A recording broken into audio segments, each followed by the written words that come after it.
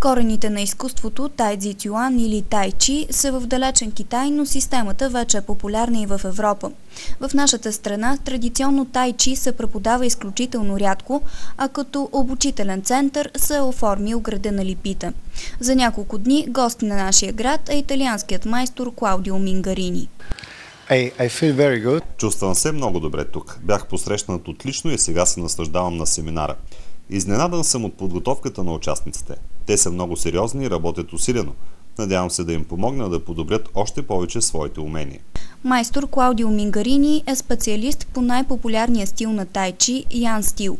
Италианецът е вътрешен ученик на Ян Джун, наследник на фамилията, създала тази система. Yang style was from the first generation, the founder, Grandmaster Yang Luchan. Създател на този стил е майстор Ян Лучан. Той е бил един от най-добрите майстори по бойни изкуства в Китай по времето на династията Чинг през 19 век.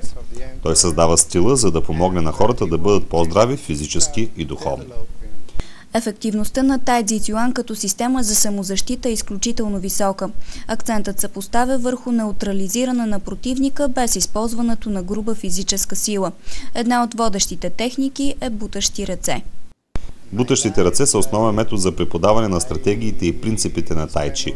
Това е начин да усетим пълното и празното, истинската енергия и въздействието на бойното изкуство.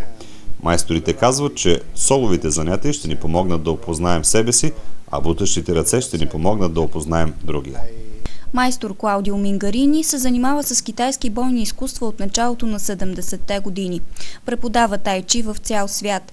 Той е технически директор за Италия и България на международната Ян стил Тайчи Чуан асоциация.